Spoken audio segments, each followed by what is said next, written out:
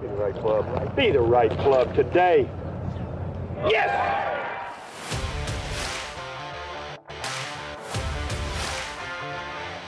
Again, has to be careful of the speed. What a comeback season for Hal Sutton. Come right back toward the hole. Come on in. That's the second eagle he's made it for this week.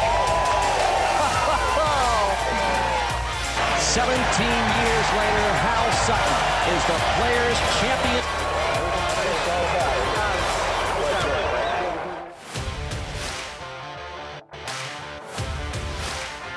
He's got it going right at the flagstick. It'll be up. It is.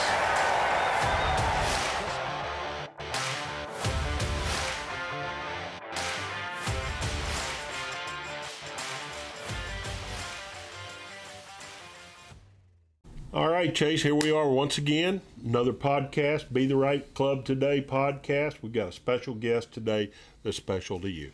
Yeah, a great friend of mine, a longtime mentor, E.J. Pfister. Met him in college, my sophomore year of college. Was really struggling as a player and just heard that he was pretty good. He was working with Scott McCarron, a friend of yours at the time. Had kind of gotten into the Jim Hardy camp, and I didn't know any of that at the time, but was really struggling with my golf swing and kind of ran into him, and he really honestly changed my life. Pointed me in a completely different direction, taught me a ton about the golf swing, and he was a great player. He won an NCAA championship and played professionally for a while, and he's a really good instructor too. Has worked with a bunch of tour players and one of the best instructors in Oklahoma. He's a top 100 Golf Digest instructor, golf.com instructor. So he's just a really good person, good wealth of information. Very humble and always seeking to learn, and so he's just somebody that I've always kind of tried to pattern my instructional life after. He's not afraid to go learn from anybody and admit that he didn't have all the answers, and he's always searching, and I've always respected that. Well, we're excited to have EJ on, and y'all enjoy, and we'll get back with you. All right, our next guest on the Be the Right Club Today podcast is a very special one to me. EJ Pfister was, I met EJ, when did we meet? EJ in 04, 05 in Reno? 04, I think, yep. Yeah, you were coaching out in Reno. I was playing there. And honestly, EJ probably had more to do with my, I'm going to say, kind of resurrection as a golfer. I was in a bad spot at the time. I couldn't hit it at all. I think I get EJ's Most Improved Award when it comes to some of the students he's taught. But I've known EJ for, since then, 15, 16 years. Good friend, been my swing coach for a long time. A great mentor for me. EJ played at Oklahoma State. He won NCAA championships in '88. Was on the winning team in '87, right? Correct. And then runner-up a couple other times at Oklahoma State. So they were on he helped win a couple national championships as an individual and as a team. And then from there, turned pro, played professionally for a while. Had a knee injury, I believe, that ended up knocking you out. But thanks for coming on, EJ. Tell us again a little bit about you, what you're up to now, a little bit about your playing career, and yeah, all that fun stuff. Well, I was raised in a golf environment. My dad was a club pro at East Aurora Country Club up in Buffalo, New York. And when you tell people you went to Oklahoma State from Buffalo, New York, they're like, how the hell did you get there from Buffalo, New York? So my dad was pretty resourceful. He bought a baseball batting cage and thought it would be a way for me to hit balls in the wintertime. So he rented some space. We turned the baseball batting cage sideways and he laid down some green mats. And he was all into video. He was a very good instructor. So he was into the video really, really, really early when we were using VHS tapes on just a TV using a dry erase marker for the plane lines. And that's where I would practice. He would run people through the stations. He would have the video bay at the end station. There'd be 6 people hitting down the line, and I would always be in the rotation. So I would just hit balls all winter, get a little instruction, go to the end of the line. And then when we had a little break, we'd go play tournaments in Myrtle Beach or wherever I could get to some weather that we could drive to, that the weather was better. And then the AJGA started. So I bet I was probably one of the first 6 or 7 players to be a member of the AJGA. Mike Bentley and Chris Hack stood at the clubhouse. I don't even know what year that was.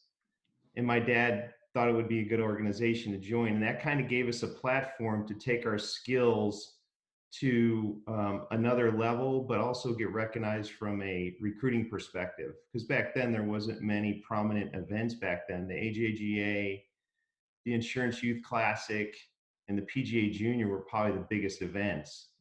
So that compelled me to want to compete at a higher level, and it motivated me and my father. And so through having some success, I won a couple AJGA events and was recognized by Oklahoma State and some other universities. I was very fortunate to be able to go to Oklahoma State, which was obviously special, and be around that environment with those type players. And during that time, I was just thinking about it last night, but in '82, I was thinking about my biggest influence as an amateur. I played with Gary Hallberg at the Insurance Youth Classic. That was my first experience with a high level player. And it was so unbelievable. He was like, Hal knows him probably obviously better than me, but his skill set at that time was unbelievable. He would ask me where I wanted the ball to hit, which way I wanted it to curve, and how I wanted it to spin to the hole. And I'll never forget. I mean, I just remember saying, hit me a draw 9-iron, and he'll land it 15 feet and spin it left to the cup, and he would do it. He would hit it to the left, spin it to the right, hit to the right, spin it to the left, hit it low, hit it high. And that was a huge eye-opener for me that these guys are damn good. And then 2 years later, I was in third place, and Hale won the PGA Championship on Sunday. And Blair Manasseh, Trip Davis, and myself were 1, 2, and 3. And we thought there's no way Hale's coming. No way. Just won the PGA Championship, going out probably late that night. I don't know. But I can only speculate that there was some celebration. It was in Vista Valley, California, so not far from Riviera. And dang it if Hale doesn't show. I thought I was just trying to figure out how I was going to tee the ball up with one hand because I knew I'd be shaking so bad I probably couldn't balance it. But it was going to look awful funny to hold the ball in the tee in two hands and put it down so the ball would stay. And Hale couldn't have been any nicer. I mean, he was doing everything in his power to make us feel more comfortable because obviously there was a zillion people there because spectators could come for free. And Trip Davis, I remember wising off, and I'm just like, there is no way I'd wise off right now. Trip, you're crazy. And I shot 81. Never forget it. Never settled down. I remember Did talking. you beat me? Huh? No, I did not beat you. No, I didn't beat anybody in the group. Never settled down. Never got my element. Talked about it with my dad. Was obviously disappointed. And the next day, I think I shot like 67, and I finished like second or third.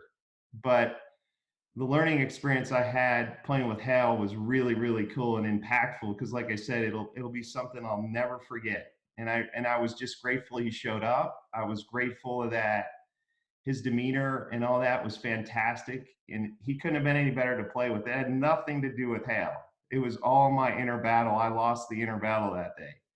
And so those were just some little cool things. And then later that year, I went to North Carolina and caddied for Jack Nicklaus. On my recruiting trip, they said, would you like to caddy for Jack?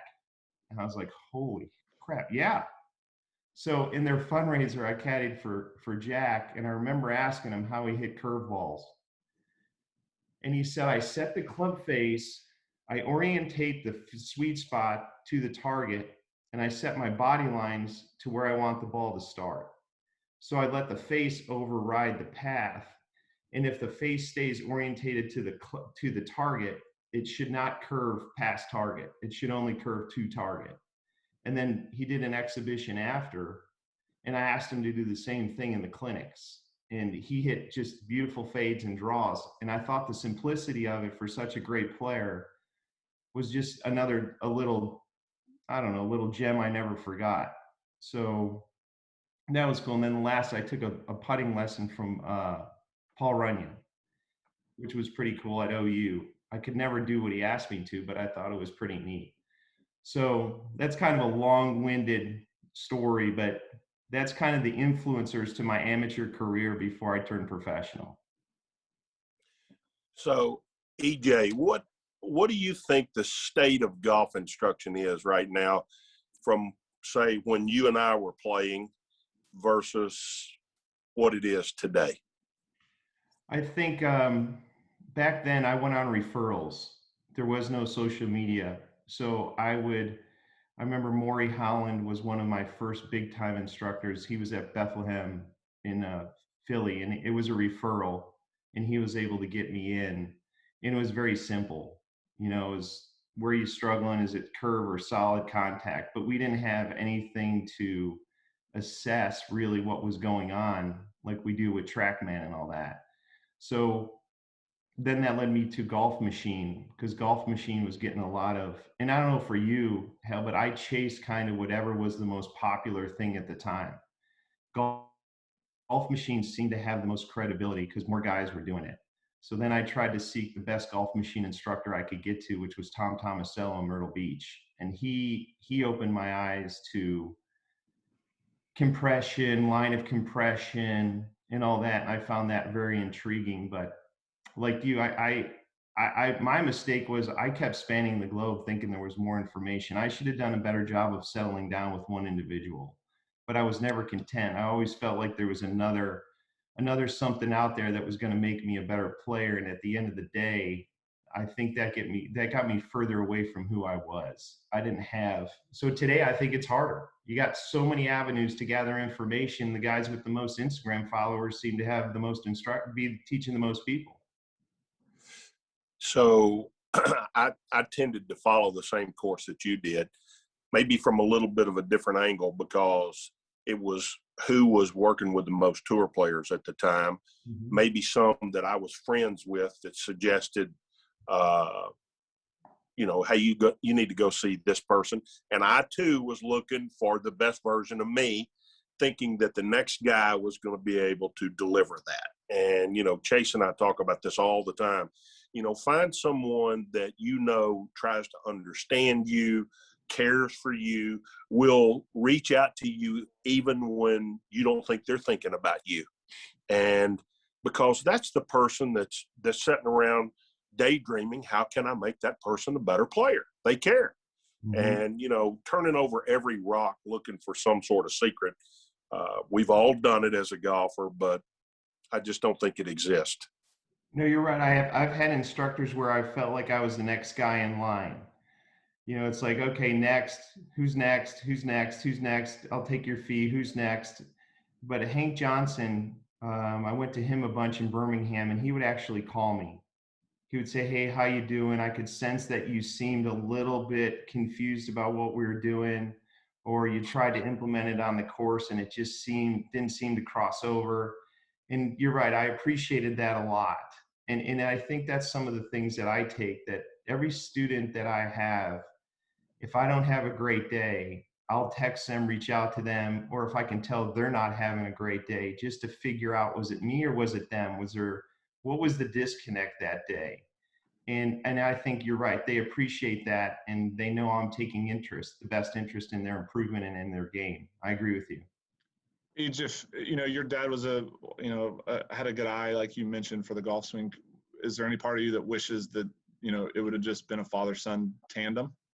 A little bit. I think now in hindsight, my dad taught a pattern, which I appreciate. Everyone that ever took a lesson from my dad would say that he taught me how to draw it. It turned into a hook. I think where my dad, if I had to help my dad now, I think he would have needed to understand a little bit better of how to take that hook to a straight ball. And what opened my eyes to that is talking to Gigi a few times, and he's been more than generous to me, is he said, each get him doing a pattern. If it's a hook, if it's a fade, I don't care what it is. And I can tell from his Instagram and talking to him, he's a little like my dad. He'll use those two alignment sticks and he'll get him turning the ball over, showing him a release and a curve, because the quality of the strike feels good to him and they like to see that shape. And then Gigi's really good at taking that overhook or draw and turn it into a straight. And so he works from patterns. So in thinking back, my dad was a genius, but he just didn't finish it off. I knew my struggles were, I would overdraw it and he would just say hit fades. Well, You know, then I'd play good in between. My fade would get pretty good. My draw would come out, and then I'd get to slice it. Then it was go back and hit some draws. So you'd always play good in between. Teeter-totter instruction. Yeah. You mentioned something when playing with Hal that I think's an interesting discussion that I'd like both of you guys' take on. You know, you said that, you know, when you got paired, you know, as what were you, 14, 15, 16, something like that? In 83, I was like 16 or 17. Okay, so 17 years old, and you made a comment that you lost the internal battle that day. And Hal, I want your take on this too. How do we get our players to get better at winning the internal battle? Because there's some days golf just wins out. Like, it's just going to win. You just can't get over it. But how do we fight back? How do we win it more often than we lose? I think recognizing that nervousness is not a negative. I think the more you embrace the nervous part, because nervous means you have a chance to do something really special, and it's just a heightened awareness is what it is. I think the better you understand that that's a good thing, and you understand how to, for me, monitor my breathing, slow everything down. I call it a sniper mentality. When that sniper gets ready, he's monitoring heart rate and breathing. And when he can calm those two down, he's at peak awareness of focus, and he can just react. It's a reactionary thing for them. And I think when I'm playing my best golf, or when I did, I was in that mindset. I could monitor my breathing. I could look at the target, look at the ball, and say, ball, you're going to target. And it turned into a reactionary thing. And the energy that I was feeling would actually start to turn, get me all excited. This was great. This is what I practiced for, was to be excited and have an opportunity to do something really special. And like I said, when I could monitor a few things and allow myself to stay in that environment, I was successful. And there was certain days that I couldn't do it. And now I tell my students, when they do achieve it, I know from some sports psychologists that have helped me with some of my students, I want them to write it down. I want them to document how they felt that day, what they focused on, what were some of the keys that allowed them to succeed, because the power of the pen is very powerful. So then they can look back and maybe get back to that place again. So that's kind of the things that I talk to them: sniper mentality and write stuff down. Well, I think it's really good that you verbalize the internal battle. Most people that are golfers, they're in an external battle all the time. And we played our best when we kept it internal. I know I did. When I started noticing everything else is when I started playing poorly. Whenever I could keep it just me and the golf course, I played so much better. And I think the fact that you even recognize it and talk about it to players, you have your personal scorecard of internal, whether you're winning or not. And you even said that when we played together. And, I talk about trying to make my world as small as I can. Chase has heard me talk about this all the time. I got nervous. I've told this story several times. I was at Muirfield and I had a one-shot lead, and I'm standing on the 12th green.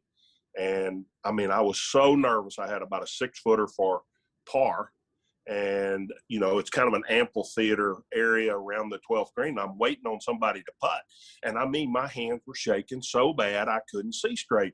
And I looked down at the green and I said, we have got to get this under control.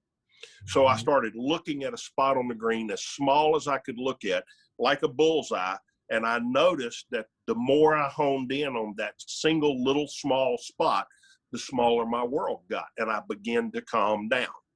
And I ended up making the putt. And I actually, when I got over and gripped the putter, it felt like I was under control. And I ended up winning by 3 that day, because I really got myself under control, the internal battle that you talk about. It reminds me of Vista. In my national championship, the final year, the year I won individual, Holder told me I needed to birdie the 18th for the team championship to tie. And I was thinking, as if I don't have enough to worry about, you're going to come up on 18 and tell me I need to birdie 18. So kind of the same thing, how I looked at, and it was a tight driving hole. It was uncomfortable for me. The wind was left to right, and it's OB down the right side. And so I was very nervous, and I thought, you know what? I teed my ball up. There was a broken tee on the tee box, and it was about a foot in front of the tee markers.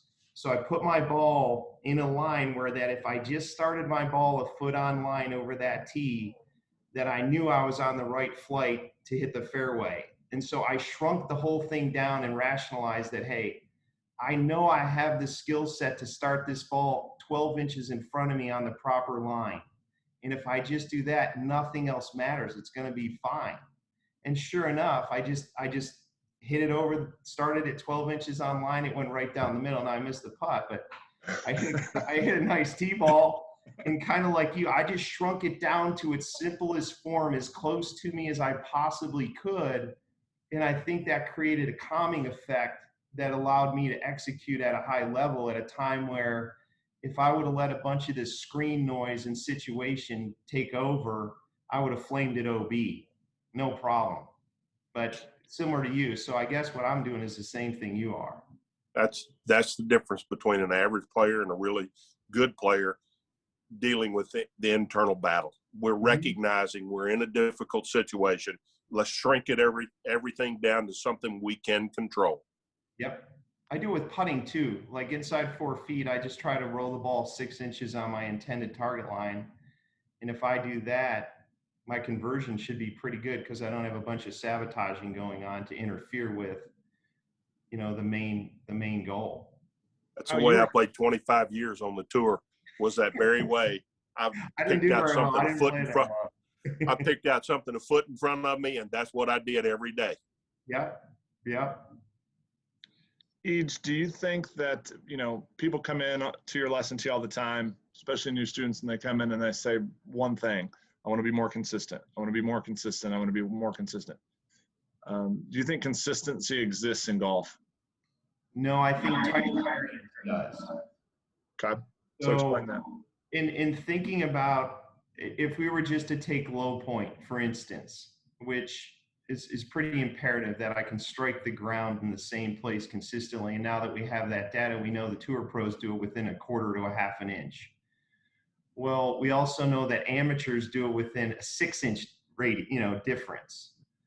So I can get a tour pro on TrackMan and monitor low point, and I'm going to get a 1/2 inch dispersion pattern.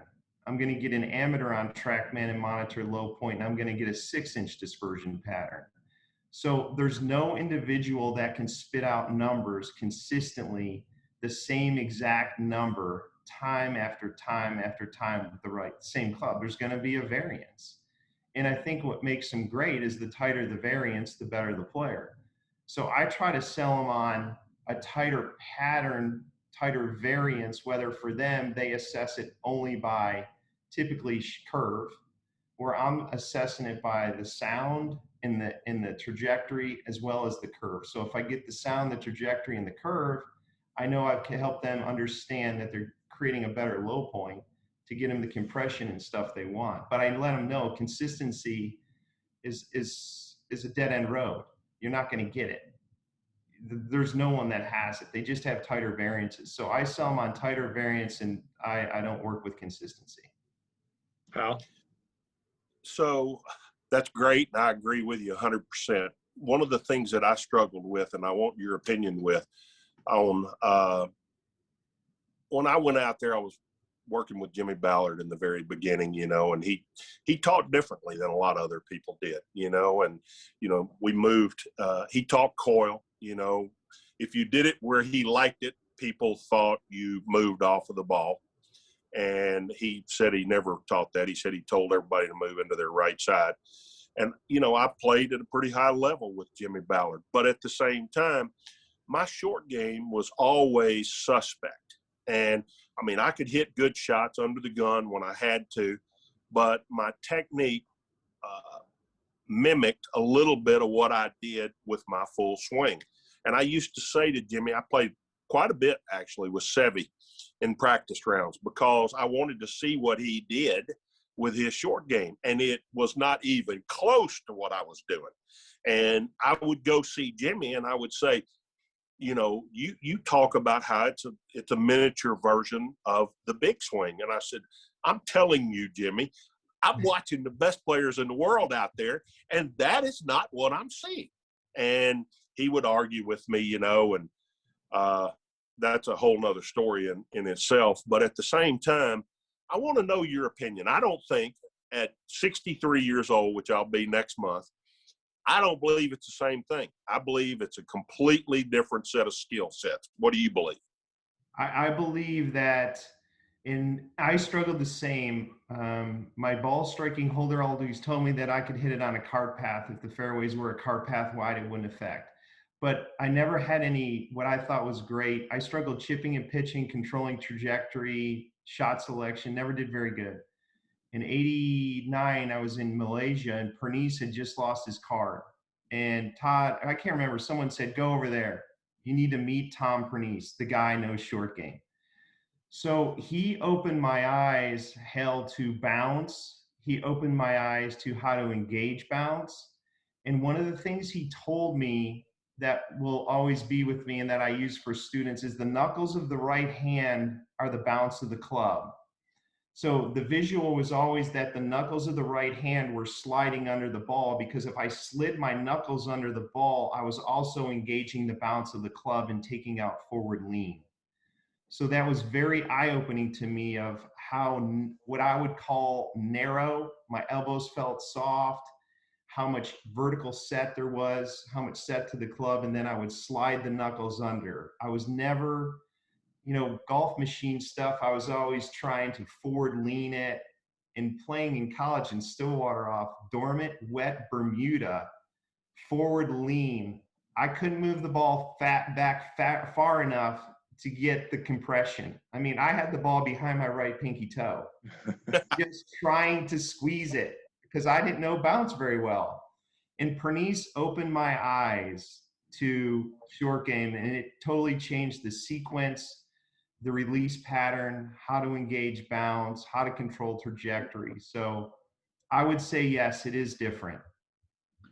Do you think, where do we blend them? Like where is the separation between full swing technique and short game? Is it, a half wedge? Is it, I had this conversation with a good player yesterday.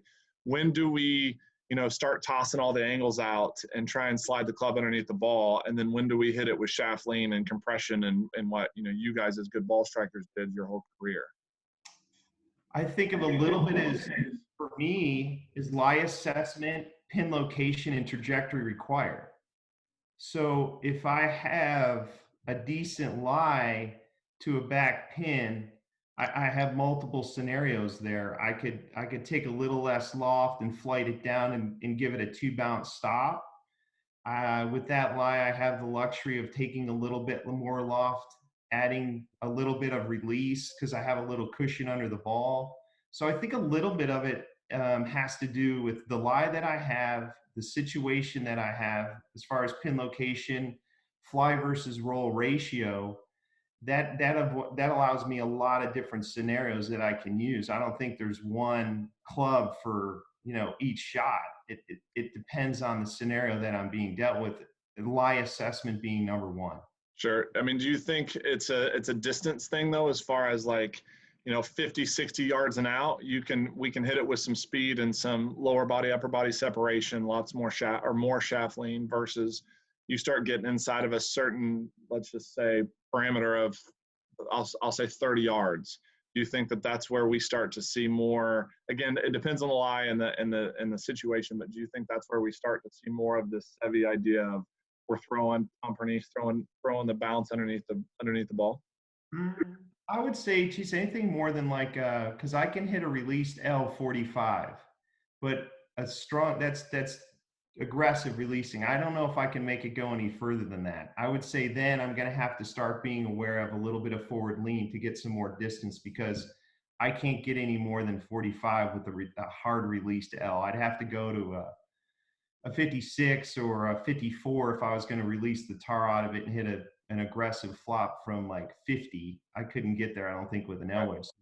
I think it comes to 50 yards for me personally. knowing how my game is 50 yards and further, I need a little bit forward lean, and I'm going to squeeze it a little bit differently.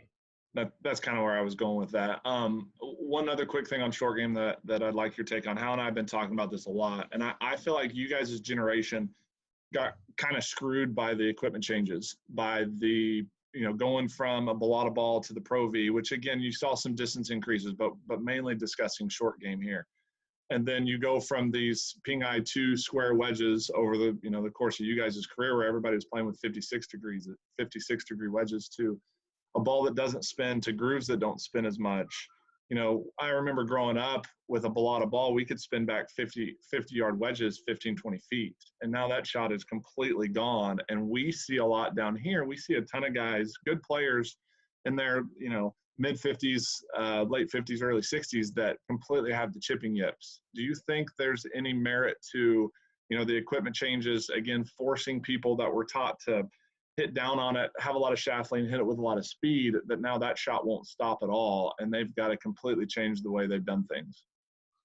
I think a little bit of that, but and I'd be interested to see Hal's take on this. With the way agronomy's gone, the lies you get now, Chase, the grain and the tightness of it, I don't ever remember growing up until after college to being to where I looked at a ball and I was like, this is mowed so tight, I'm not sure I'm even on grass.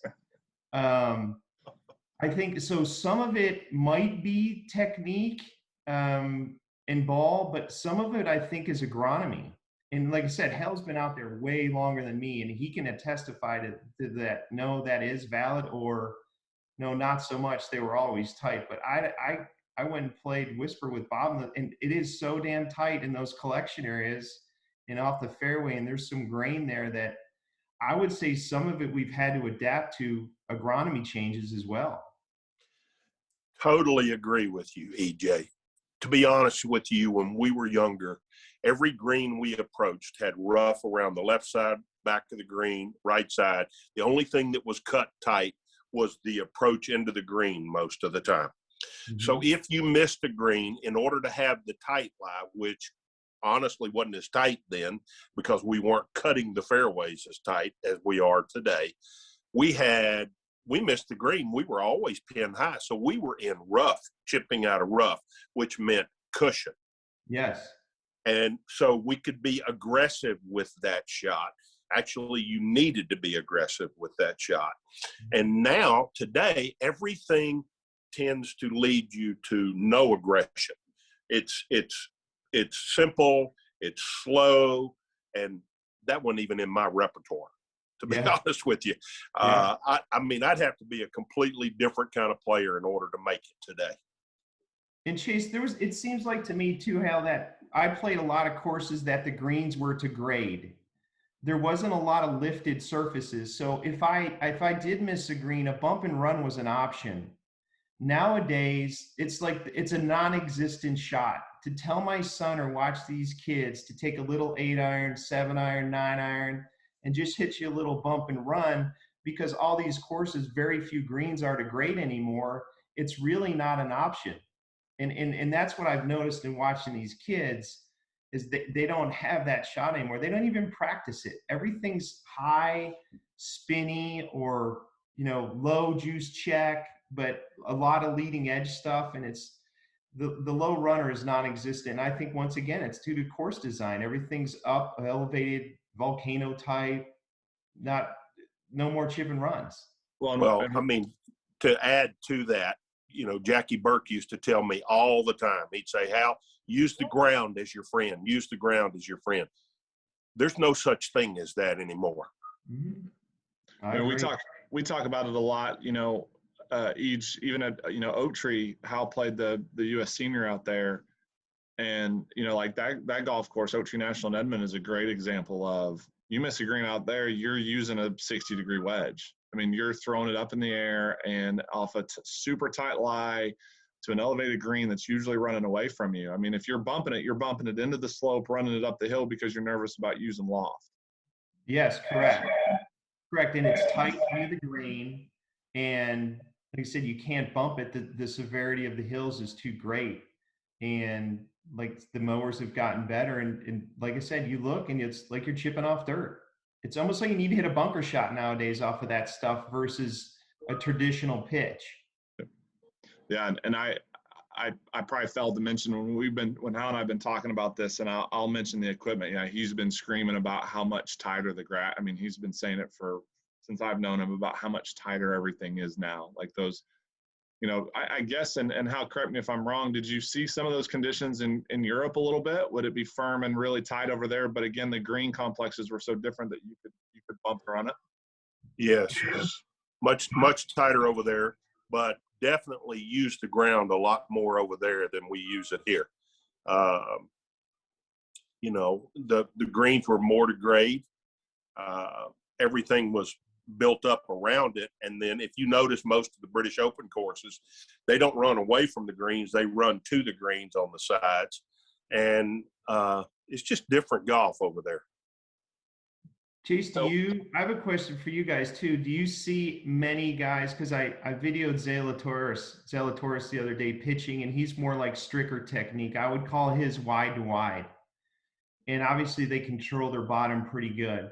But from my observations, a wide to wide chipping or pitching technique, and what I mean by wide to wide is there's very little wrist angle and there's very little fold in the arms would be, I guess, the simplest way to explain it.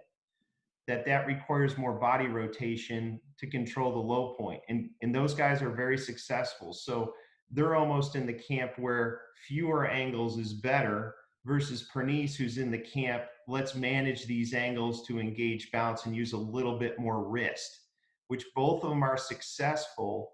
I teach both. Do you guys have a preference on either one as far as more Stricker-like or Seve Pernice-like? So for me personally, I'm way more in the Seve Pernice camp. One, because everyone that I worked with growing up tried to get me to swing like Stricker, tried to get me to take the angles out, and I couldn't do it. I felt like, especially on those like soft pitches, say 10 to 15 yards, that I got to kind of get it up in the air a little bit. From the Stricker backswing, I felt like I had to energize it to get it going, and then it would just completely mess me up. We had Faxon on last week, and he said, I think he brought up something interesting. He said, I don't think enough short game guys are teaching players to use their fingers. He said, I feel like they're trying to get everybody to use their big muscles. And one of the analogies that I make to a lot of my kids or a lot of people that come in with yips is go sign your name on a chalkboard. You're going to use your big muscles? No, you're going to sit here and use your fingers and use your hands. And to me, it's all about, low point control and all about turf management. If we can get our mind off the golf ball and get our mind to bottoming out the way we're intending to every time. I remember when I was younger, I would take perfect practice swings and I'd stick the club in the ground on my real swing. And now it's like soft interaction with the ground, soft interaction with the ground, and then doing the same thing with the ball in the way. And my short game's gotten so much better. And so if somebody comes in and they're really good with wide to wide, obviously, I personally am not going to change it. But if a lot of those guys, to me, still have trouble with that little soft, short-sided pitch shot off of a tight lie that we see all the time at Oak Tree, where they hit them all too hard, or they decel and it goes nowhere. That kind of slides underneath it too much. And so I think a little bit of wrist set helps low point control. It helps manage it a little bit better. So don't you think that if wide to wide requires speed control big time? Yes, I do. I think they're very good at controlling the rhythm and their tempo and the pace of the swing. Absolutely. Yeah. I try both just because I feel like I need to understand both, but I agree with you. Even though I think they would say that the timing of what we're doing, because we're dealing with so many angles, requires a lot more precision than what they're doing. And I understand that rationale, but I mean, there's not one technique for everybody. Right. You know what I mean? So I think we need to understand it. I don't think it's something for everybody, but I think it's something we need to understand. What's your take, Ej, on stance and let's say weight distribution / head position? There's been a big push to eliminate any kind of side tilt where the head's behind the ball at impact with short game. Where do you stand on closed stance versus open stance versus weight forward, all that stuff? I think a little bit of it is obviously if we open up and cut across it, we're lowering that smash factor. So the more we do that, the softer and most likely the more gentler the ball is going to land on the green and not as much rollout. The higher the smash factor and the higher the quality of the strike, chances are the ball is going to go further and release more. So I just think it kind of depends on the shot. But I would say on a releaser, a guy that's using more angles, he would not want his head behind the ball. He would not want his left shoulder really high because that's going to move a low point behind the ball. So there's going to be a chicken wing most likely to move that low point forward, or he's going to chunk it. If it's a little bit of a forward leaner, I don't mind that because he's going to adjust low point by moving the handle more forward.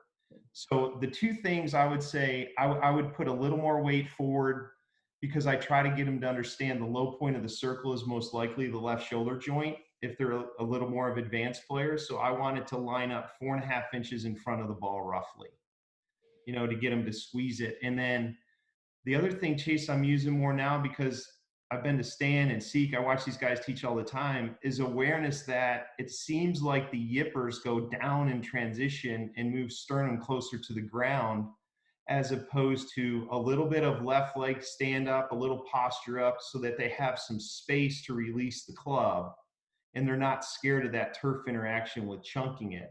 So I do get them to drive a little bit of trail leg straight and left to get some up so they have some space to release those angles out a little bit so they're not going to chunk it. Yeah, we've been talking a lot about posting up and getting the head to come up and, using the legs more for an up and down motion versus a side to side tilting, lowering action, like hitting punch shot type feel or thought. Al, Correct. thoughts? So you said left shoulder joint 4.5 inches in front of the ball? Yes, roughly on a wedge or sand wedge, because that's where I want the alignment to be when all the angles come out. So if That's I place interesting. it there, Hal, and based on the symmetry, the left shoulder joint would be the radius of the circle. So when the left arm and the club all line up, that's the furthest that sweet spot's ever going to get away from me, because past that it's going to be moving up, and before that it's coming down slightly. So I get him to manage that with awareness of the left shoulder and ball position. So you just brought up a point that Chase and I talked about yesterday. And when I played the tour, honestly, I thought the center of the golf swing was the sternum. And I do not believe that today. I believe the center of the circle is the left shoulder joint.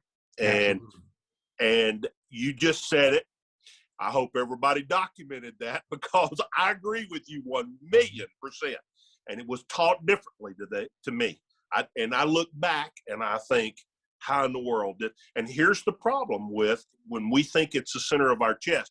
If we're going to try to trap the ball, which I tried to trap the ball my whole life, if I think the center of the golf swing is here, that means I've really got to move forward in order to trap the ball.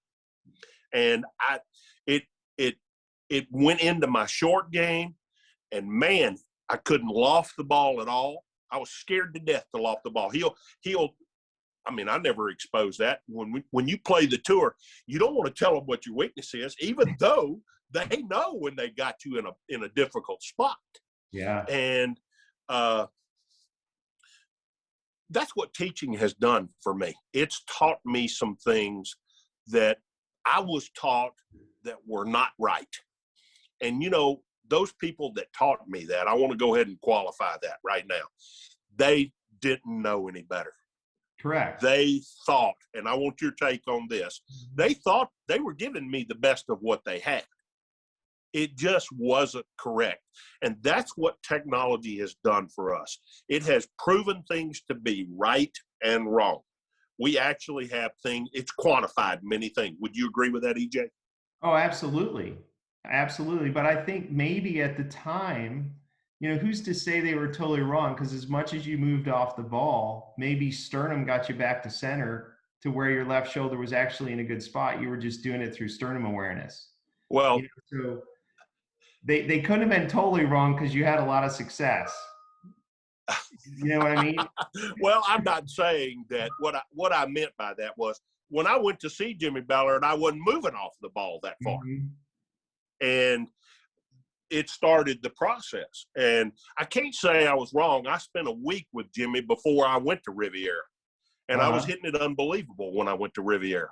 So I'm not saying that Jimmy was totally wrong. We were all dealing with the best we had. And you know what it was? It was what somebody else told us. Yep. Just referral. It doesn't stink that they're dealing with. Carl Welty used to tell me all the time, you want to be a great teacher, teach great players. You know, so obviously they're dealing with a high level of talent and they just have to do minimal.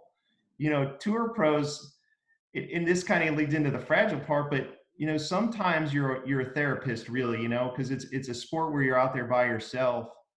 And a lot of times it's engaging. Like I love walking with the players because I can find out, you know, a little bit, how's it with the personal life, how's the kids, how's the wife, and sometimes they just need someone to air out to, and it just puts them in a better place because they're like, whew, I got to talk to, you know, EJ about that, and he gave me some insight about that. And it's not always golf swing, and I don't know if every time you went to Ballard, if it was a huge overhaul or if it was like, you know, it was just fun to talk to him. He gave me just one or two things and it totally changed my mindset and put me in a happy place that I was able to get on a nice run. It's not always a total overhaul. Students think you get a lesson and it's always a total overhaul. I've had them where I fixed them in 5 minutes and they panic because they got good so quick. What do I do the next 55?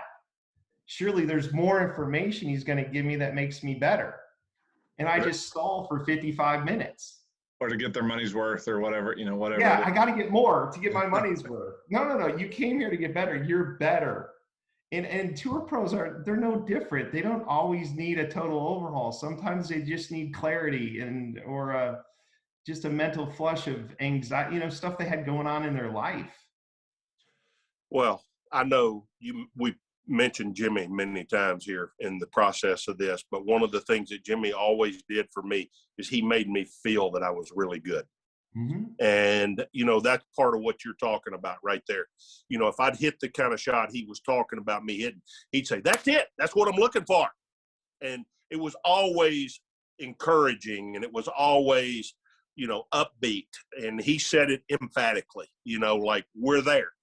And so whenever I left, I was like on cloud nine, thinking that I can accomplish whatever I'm trying to accomplish. Did I'd be interested, Chase? I heard this from a good friend of mine that's watched Butch teach a lot, and I use this all the time now. Golf is not a static set of positions. It's always moving and changing. So when Butch would teach someone, and I don't know how if Ballard did this with you, I'd love to hear it, but how he would prioritize what was important based on what you were working on. So when Ricky used to take lessons from Butch, he'd say, Ricky, now this is not primary. The shot you are going to execute is always the primary. What I'm about to tell you is secondary. So this does not get total awareness. This gets somewhat awareness, mostly in the imprint, which is as people call practice swing. So imprint with a little heightened awareness of what I need you to do. But when you transition to that ball, that is no longer primary. It's ball going from point A to point B that's primary. There's no static awareness in a golf shot. How did he help you prioritize from a static awareness to implementing it into a golf shot?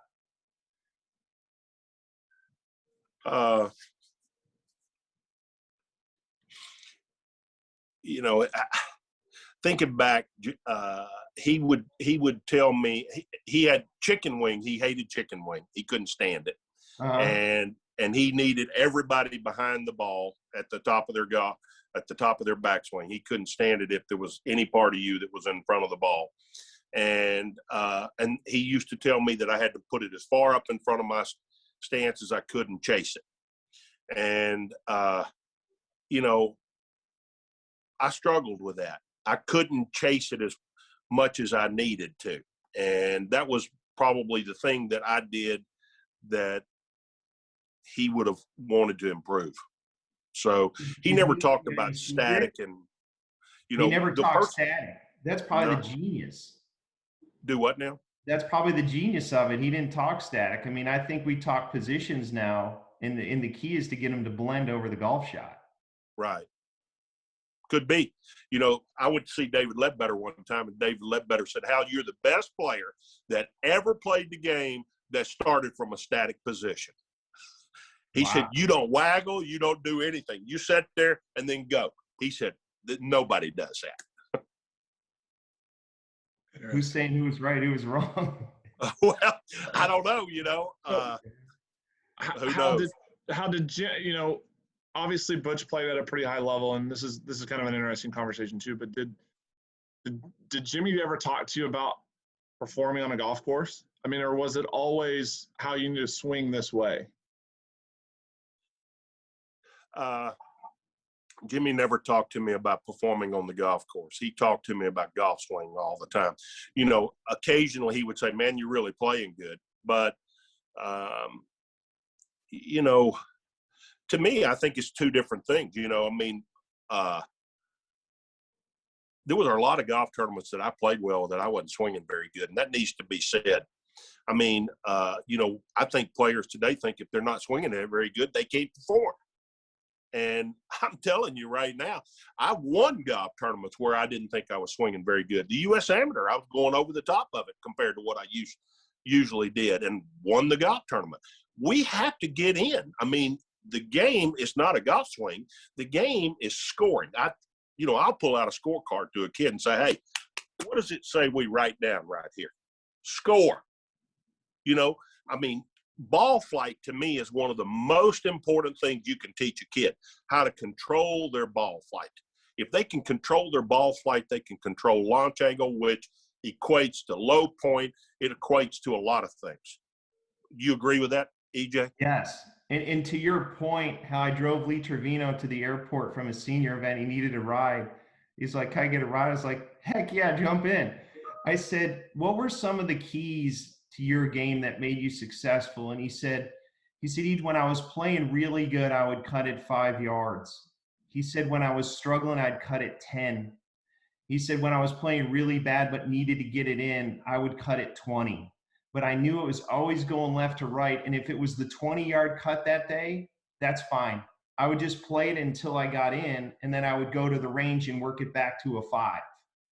And he said, the only thing I wish I could have done better that would have allowed me to compete at a higher level. And I'm like, higher level? You were pretty good. He said he could not hit his long irons as high as Jack Nicklaus. He said, that's why Jack wore him out. Tight pins with long irons, he couldn't compete with Jack. He couldn't stop it on the green. But I thought it was intriguing that when he was on, it was 5. When he was a little uncomfortable, it was 10. And when he was struggling but knew he had a shot, it was a 20-yard cut. And then he'd work it back to 5. You bring up Lee Trevino. I want to tell you what he told me one time. I remember exactly where we were at. We were playing a practice round. I'm on the 8th hole, the par 3 at Muirfield Village. We both hit our shots in there. Both of us hit it close. And it was just the two of us playing. And Trevino looks at me and he said, Hal, he said, this is early on in my career. He said, Hal, he said, if you want to be a really good player out here, he said, you got to control the bottom of the club this far. That's what you got to do. And I said, so what do you mean by that?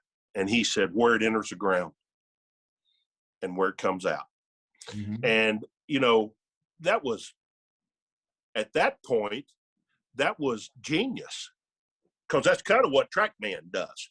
Yeah. And it was above my pay grade at the time. I didn't quite understand what he was saying. And, he knew a feel. Back in those days, everybody taught feel. You know what I'm talking about. Yeah. You go in there and you'd say, well, I'm feeling this. And they'd say, yeah, but. And, it was putting a piece of a puzzle together, Yeah. You guys, with Lee's comment about cutting it, and that was with a ball that curved a bunch and a ball that was probably more designed to draw than this ball is now, than the equipment is now. Where do we stand on telling our players to curve it, not to curve it, hit it pretty straight, one direction? What's the verdict? And talking with Coach Bratton, he says the kids don't know really how to curve it. There was a kid there, Pablo Martin. that was a good ball striker that could curve it, but he said they do not practice curving the golf ball. I think it can still be curved. I tell kids that I'd like them to be able to aim center green and drop it a little right to a back right pin, and center green, drop it a little left to a left pin, because that way straight never hurts them.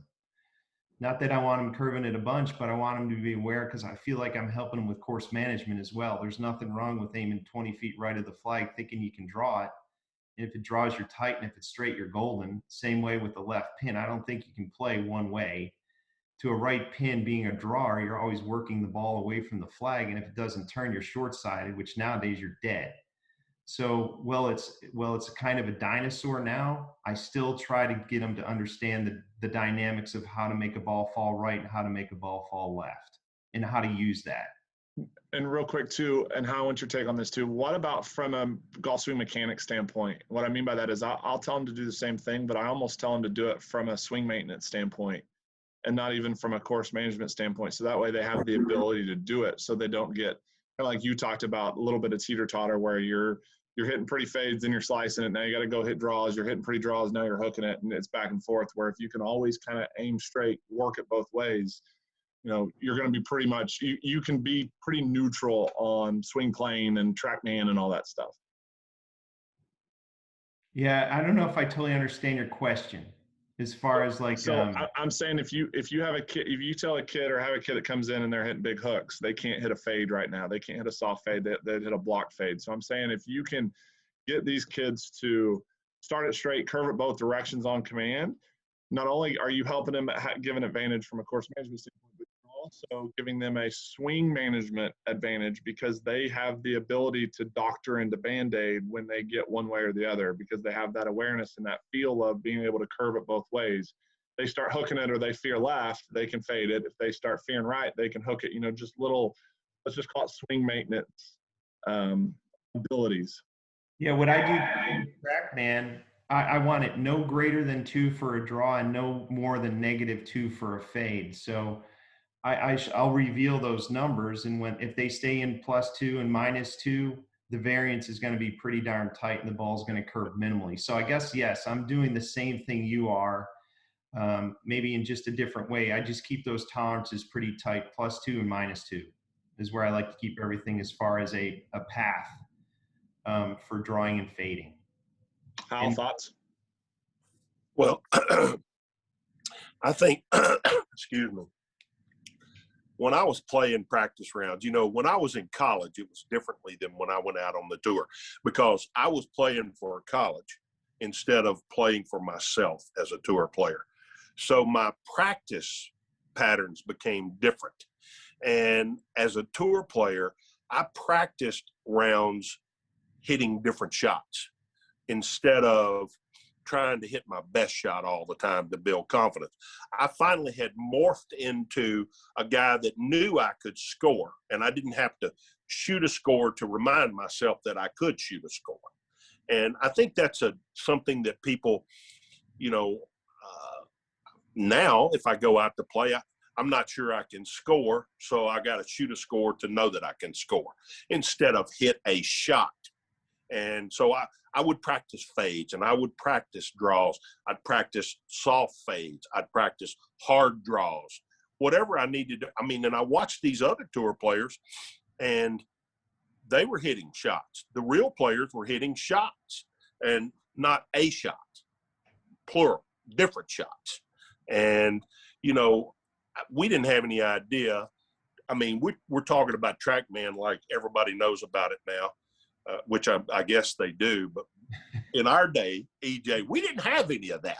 We didn't know what +2, -2, any of that stuff. We knew we were over the top. We had no idea how much. And when I'm older than you, we know that. So, the cameras that we had back in those days, you couldn't even see the club. You could see the body. You could see a blur of where the club was at. So everything was a feel.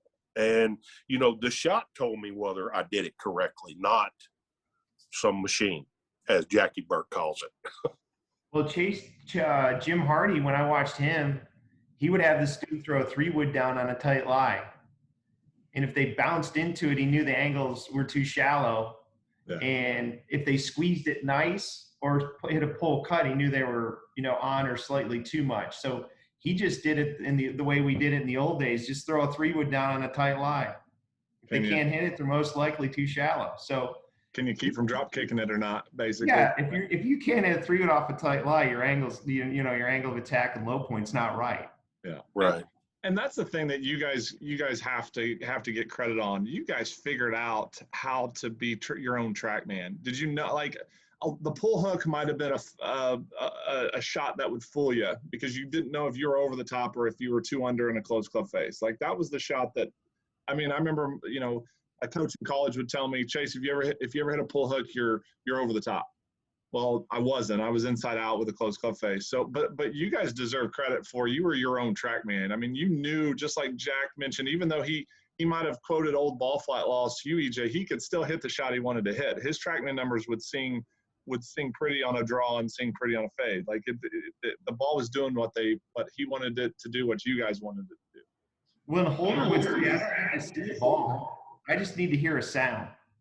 And Hardy was kind of the same way. Because Michael Bradley could make a noise. He made noise like no one else on the team.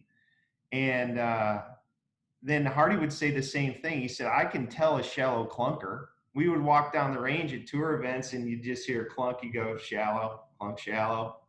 So I think we used auditory cues just as much because we knew the sound that we were wanting to make. And that's how you would get sound first and curve second. Al? Totally agree with that. Sound, we all knew what a good shot sounded like, and we sought that out. So let's end with this question that I want both of you guys this take on, and we hinted at it a little bit earlier, but growing up, and I've been fortunate. Obviously, Hal, you played and won a bunch of times. And Eves, you've been around great players your whole life. I've been blessed to, be around a lot of really good tour players as well. I never thought that tour pros struggled mentally. I never thought that they had the same demons that I did on the mini tours, or calling my dad after playing terrible and telling him I sucked and wanted to quit and all this stuff. Each, you have a quote that from one of your buddies. You can mention his name if you want to or not, but I want to talk about how, tour pros' struggles mentally kind of mirror or parallel a 20 handicaps. And a lot of people don't think that, and again, 20 handicap has their different set of struggles than a tour player does. But from a mental standpoint, to me, I feel like the tour pros still struggle mentally just as much as they do. And I want to kind of talk about that because I think a lot of people at home, especially our kids, think that these tour pros are invincible and they never doubt themselves and they never have the same inner struggle or inner battle that kids deal with, or that a 15 handicap deals with. The one story that for me is when I asked Pernice to ask VJ why he practices so much, so late into the night and so early in the morning. And he said VJ told him that he figures that the shorter the time in between when he quits and when he starts, the less chance he's going to lose it. And when I heard that, I was like, are you freaking kidding me? And this is when he was winning a lot in his 40s. And he told Tom that. He said, the later I can practice and the earlier start, the less chance there is I'm going to lose it.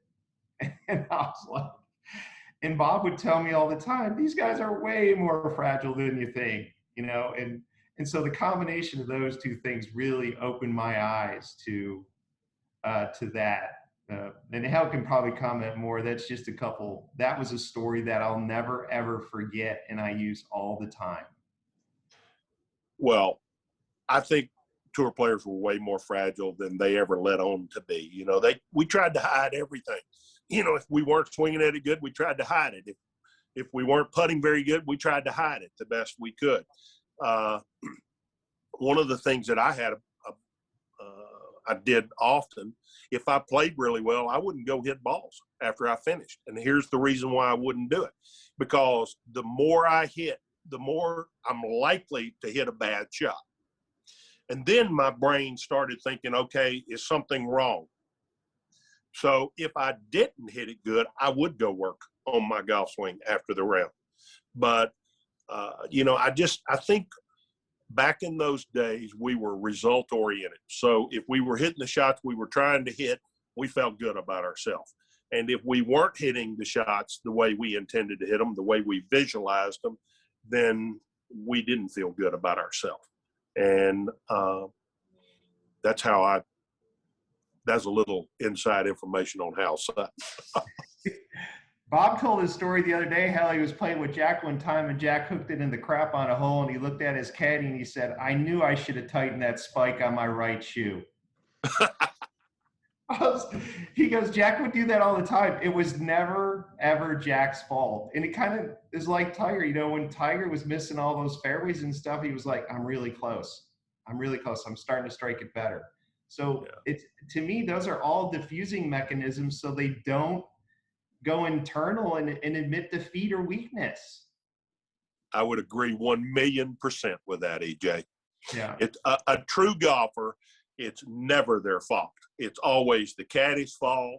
I had a deal with Freddie when Freddie caddied for me. I said, look, this is what I did. I put my hand on the two clubs I was thinking about. And he knew that if I put my hand on two clubs, I was interested in what he thought. And if I put my hand on one club, and he knew to keep his mouth shut. And if I put my hand on one club and he said something and he, said something that encouraged me to hit the other club and then I did and it didn't work out, he had to take ownership of that before I would go to the next shot and hit. He had to say, hey, boss, it's my fault. If you'd hit your club, we'd have been great, because I had to feel good about myself to go hit the next shot. And he knew that. And that was money in his pocket. I like that. Well, and it's just one of those things, like golf's always gonna win. This game's undefeated, and it's gonna break you down. And you've just got to do everything you can to keep building yourself back up and keep tricking your mind into thinking you're great all the time. And it's because those bad shots are gonna, the brain's gonna store bad memories way at a higher clip than it's gonna store the good ones. And so you've got to keep tricking yourself. Yeah, and I think too, in case our advanced students would benefit more from hearing Hal's and Freddie's conversations about how they chose a club and the commitment more than they would from us continuing to beat the door down on the mechanics aspect. Those being inside the ropes. Burplank told me one time in 2006, he said, "You guys instructors have this all wrong. You give me a week inside Tiger's head, well, you get all these guys swinging like him, I'll kick their ass." Because it's more for him, it was more, I can't ever physically have those abilities, but mentally every day I go to bed and wake up, I can become mentally more disciplined, more, tougher. And long term, that's going to do me more benefit than trying to swing like Tiger, like all these guys, and the DeChambeau thing. I don't know what's going to happen. That's a whole different conversation. But he felt like camped out between the ears of Tiger Woods was going to do him way more benefit than camping out with all the instructional aspects of things he was working on, which I think there's a huge value to that. Yep, I would agree with that. Well, Ege, man, thanks for coming on. This was awesome. Yeah, that's great. Hal, thank you so much. Well, thank you. It's been enjoyable, and thanks for the left shoulder. I needed confirmation on that. Well, you're around a really good instructor, so he knows all this stuff. I'm not telling him anything he doesn't know. Well, I've enjoyed working with Chase, and I think we're both learning in the process. One of the things that I'll say on here, and I welcome your thoughts on this before we close out, is we're all still learning. Are you still learning, EJ? Absolutely. I love it. Chase knows that. I spent more time on webinars and seminars. I just love it. It pains me to think there's someone that knows more than me. And I would say I'm motivated by my insecurities. I don't want anyone to know more than me. And that doesn't make me a great instructor. So I still need to filter through it and help these kids get better. But I love the learning process. It pains me to think that I might get old and my brain may not be able to retain some of this. That's my biggest concern now is I love it. It's a cool road. You meet great people. And like you guys know, like I said, it opens up so many doors to be around successful, motivated people. I think that's what motivates me is guys like you guys and these other successful people. They're motivated to be the best. And the more you hang around those people, the more you want to be like them. So I'm just elated to be at a level where I can be around such great people that continue to motivate me. Well, and you just one thing I've always respected about you, your quest for knowledge, and you're one of the best instructors in the country, and you're still trying to learn, and there's no ego. You know, you and I have kind of co-coached a kid from Oklahoma that's going to Oklahoma State, and I mean it's been smooth. There's never been, you know, sometimes he comes down here and works with me, sometimes he's up there working with you, and you know, a lot of people in this industry, you couldn't do that. And in the end, you're just trying to help the people that are in front of you and get them better and learn as much as you can along the way and have a little bit of fun doing it. And I've always respected that about you. And I've always appreciated our friendship and your mentorship. And again, I definitely wouldn't have made it as far as I've made it without your help and guidance along the way. So I really, really appreciate that. Yeah, I appreciate that. It's fun to be, like I said, it's fun to be around motivated people. A lot of guys don't see the advantage to being an instructor. You know, they think it's all about tour pros, and that's such a small part of what we do. It just adds credibility to what we do. But I think you and Hal as a team, those people down there working in that camp you guys are creating down there are very, very fortunate. And I hope they understand that and use you guys to the value you guys have and bring. I hope they take advantage of that. They're very fortunate. Awesome. One thing I'd close out with, EJ, that I appreciate you bringing up is the inner battle, because to me, great teachers know what you mean when you talk about the inner battle. And the guy that doesn't know what you're talking about when you say the inner battle is a guy that can only give you piece of the information.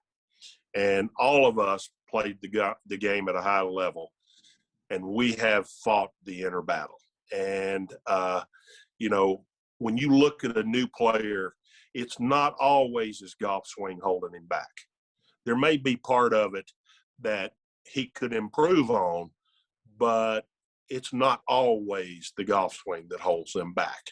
And sometimes them hearing maybe that very thing might be what they came there for. It's funny how you say that. I was using this kid Mike play, I'll never forget, Nebraska, coming to Reno, and I sent the swing to Jim Hardy because I didn't know what to do. I said and Jim called me and he said, sometimes these kids need to know that it's okay to go win a tournament. It's no more. There's guys playing the PGA Tour that don't swing better than this individual. And Chase might have met him, but Plate would come to Reno. So I get him on the phone and I said, Mike, there's guys playing the PGA Tour not swinging as good as you are right now, and you just need to go win you a tournament. He won the next 2 Dakota events. I didn't say a word. All I tell him was it's okay to win. So right to your point, where they're microscoping this thing, you know, dissecting it, sometimes they just need to know it's okay to go win, you know? And I think that's what makes a great teacher. Like Jim, to say that, I would have not, without some guidance from people better than me. Now I do that. I look at swings, go, you just need to go win. Swing's not your problem. But unless I was around great players, great instructors, and had those avenues, I would have never known to tell a student that. I couldn't agree with that more. You know, Yeah. Sometimes I tell Chase all the time, there's plenty of things to work on. We just need to pick the right thing. and to start with, you know, whatever it is to start. Building a golf swing, building a golf game is like putting a puzzle together. So we got to pick what we're going to start with, and that'll dictate what the step 2 is. And, you know, if players are patient enough to really learn, they're okay with that. But if they want an immediate fix, they're not okay with that. And I can tell you, every time I went seeking an immediate fix, I was in a bad spot. Yeah, you wanted a plan. And that's what tour players do. I think they improve quicker than AMs because a pro wants a plan that when that ball takes off and it's spitting out data that they can go, hey, based on what I'm working on, I did it that time. It felt great and I'm going to do it again. Or B, hey, I need to do I need to move my center a little bit more up to the ball and I'll get better compression. So I'm going to imprint that in. I just need to do that a little bit better and I'll get the result I want. They put the club in the bag and they move on. Where an amateur, there's an emotional attachment to outcome. They get all bent out of shape, don't like the result. Because of the emotional attachment, the learning process takes twice as long. A pro just wants a process, feedback, and a correctional cue. That's all they're wanting. Totally agree. Man, we could sit around and talk about this stuff. I have a feeling we'll have you back on again, and we'll dive into some more fun stories. EJ, thanks for being on. Thanks for being on, EJ. Absolutely, anytime. Thanks, Ej. Anybody in Oklahoma, go see Ej. He's the best. Thanks. I appreciate it. Thank you. Man, that was a lot of fun. A lot of fun. I really enjoyed, I'd met EJ before, but didn't really know him like you know him for sure. And, I learned a lot, and he brought things out that I knew things about, but I'd never actually thought about them like that. I keep going back to, and something we talked about after the interview was the internal battle. Mm-hmm. He lost the internal battle playing against you, couldn't, playing with you or whatever. He said he never captured it. And to me, that's the essence of golf. Well, like I said, I have an internal battle every time I go out to play. Mm-hmm. A lot of people think when they're playing in a tournament that you're playing against everybody else. You're not playing against everybody else. You're playing against the golf course and yourself. Yep. And, when a guy says to me something about the internal battle, I know he's at a deeper level in understanding the game. He's not only trying to understand his golf swing, he's trying to understand how to score. Yep. And there's a complete difference. Do you think that separates the top 25 guys on the PGA Tour from the guy that's, kind of a journeyman 150th? Do you think it's, obviously there's some physical traits and skill level and stuff, but do you think it has a lot to do with how they handle their internal battle against themselves, like how they manage their mindset? At that level, yes, I do. Like, since it's a top 125 on the tour, let's just say 125th versus 20th on the tour. The difference between those two players is usually not talent level. It is usually what's going on internally. Yeah. And, they're seeking, most all of them are seeking what's going on the outside when they should be seeking what's going on the inside. Right. Like the difference between a Dustin Johnson and the 35th or 50th player in the world could come down to some talent. But when you start comparing the 40th or 50th best player that's been out there for a long time versus, the 125th guy that's on and off and on and off, to me, it's sure there's some mechanical things we could probably take a look at, but to really get him to stick around out there, it's got to be his inner struggle. You got to deal with it. Reversing the year, could be simply making an internal change. Yeah, and we're quick, and EJ brought this up. Mm-hmm. We are quick to blame other things besides ourselves, and that's a trait of a really good player. But it's also, and one of the things that I want to bring up is we spend, we tell all of the kids that come in here to make sure to take responsibility for this. Because as a kid and a youngster, most everybody's telling you how good you are. Mm. Once you become a professional, the outside world is telling you what you're missing, not what you have most of the time. And boy, let me tell you something, that's personal. When you've worked your whole life to reach that level, right, and then they tell you, well, you can't do this because you don't have this. Well, I mean, that cost me a lot. Yep. I fought that battle. Yep. And, that was an internal battle. That was not an external battle. Mm-hmm. I let a guy push in a pin that didn't really know a lot about golf tell me what I needed to improve on. Yeah. How about that? Now, y'all think about that for a minute. And so that's why you hear the stories of I've heard a famous story about Jack Nicklaus. He was doing a seminar at a section. I think it was the Dallas section, and he said he never missed a 3-footer on hole 18, basically never missed a short putt on hole 18. And somebody in the crowd goes, "I remember you missing a putt." And he goes, "No, I didn't." Like he had convinced himself that he had never, and basically the story was he'd never missed a putt, a short putt that mattered. Right. because it was almost, again, trying to trick your mind. Right. Because, again, golf, like we always say, golf's going to end up winning in the end. You never own this game. You borrow it for a while. And so if somebody like Jack could use these little mind tricks to continue to convince himself that it wasn't necessarily his fault and that he was, better. Obviously, he was one of the best, but even almost tricking his mind to think he's better than he really was, it allows him to have a short memory, continue to have good thoughts, and almost discard the bad ones. That's why we say all the time this is one of the hardest games you could ever take up, because you've got nobody else to rely on. It's just you. You get all the credit, you get all the blame, and that's a great position to be in when it's going good, and a tough position to be in when it's not going well. That's exactly right. Touch on a little bit. You've told stories about how you worked with Mr. Pinnock, and he watched you hit balls for an hour and didn't hardly say anything and just said, "Keep doing what you're doing." And I've had lessons where it wasn't a golf swing lesson. It was more of a mindset lesson, or more of a build confidence lesson. EJ touched on some of the best lessons were just patting the guy on the back and saying, "Go, it's okay to win. You can go win."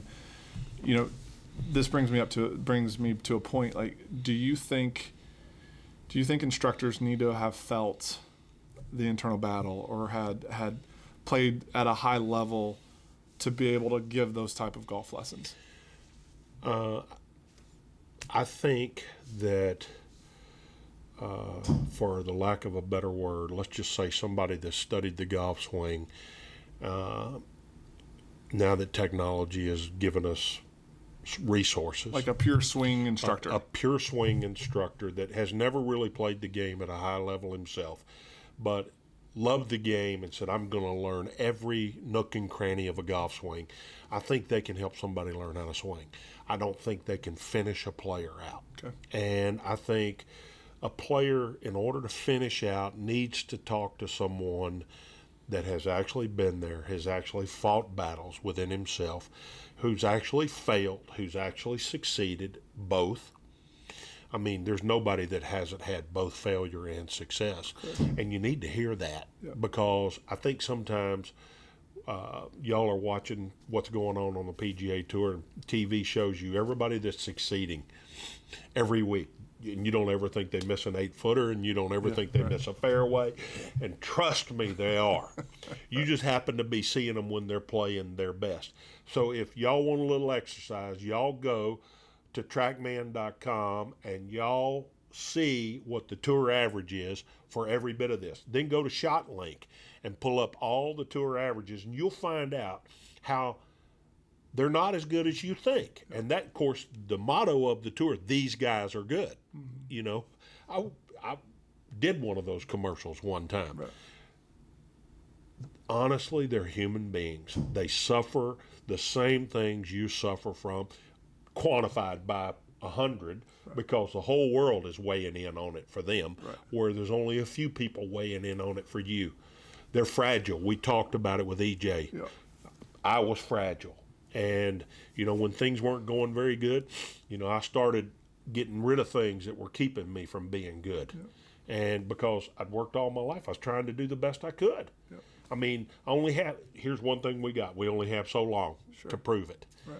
And I loved EJ because this is valuable information for people. So much good stuff, and I love talking to guys like you and like EJ that have again I didn't quite make it to the same level he did. He didn't quite make it to the same level that you did. And just hearing the stories and hearing the whys and how we can learn from mistakes I made of chasing too many instructors at times, and you felt the same thing, and even EJ said the same thing. Like, he wishes he could have gone back and just kind of stuck with one guy and tried to give it your best, give it his best with that one person.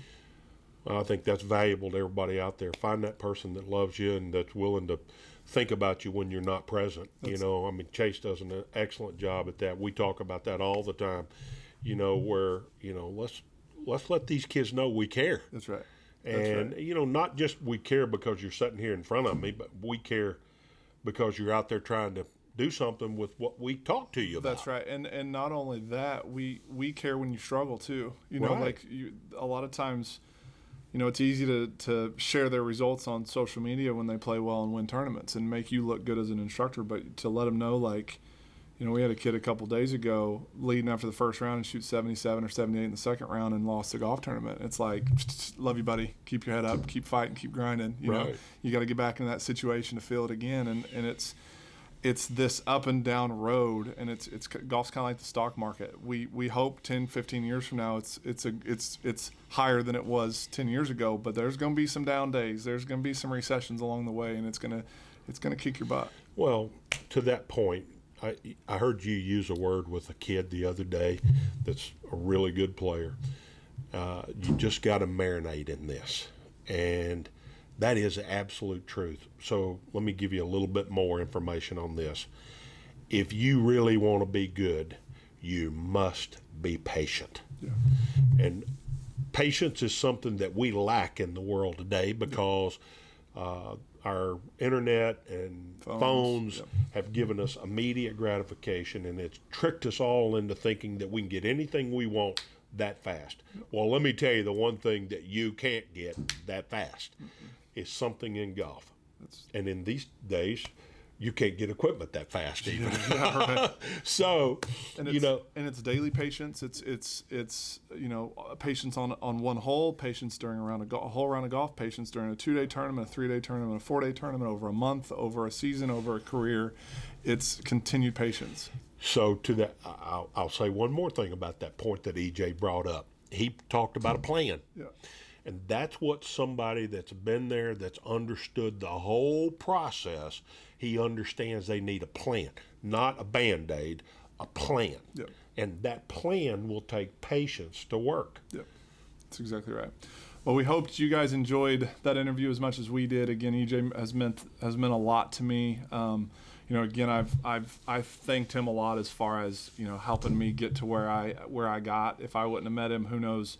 You know, he was. I've kind of tried to model my teaching career after him, just because, again, he's not afraid to admit when he doesn't have all the answers, and he's always been one to go learn and try to, you know, just to try to further his craft to the best of his abilities. He's just a great human being. He was a really good player, and he's one of the best instructors in the country. So we, again, thank EJ for coming on. We hope you guys enjoyed it. As always, follow us on Hal Sutton at Hal Sutton Golf. Check out the website, halsuttongolf.com, Chase Cooper Golf.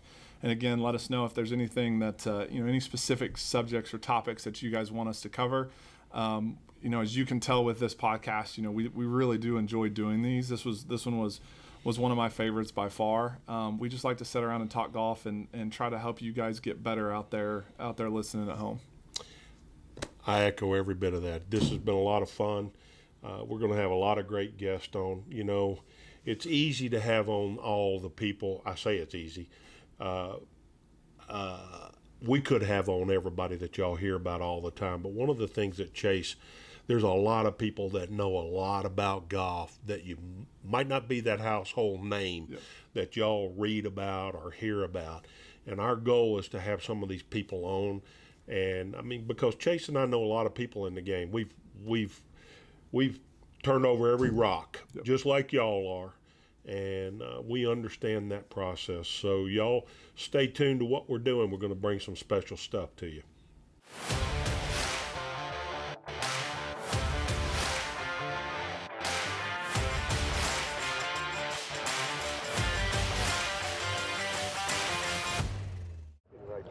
Be the right club today. Yes!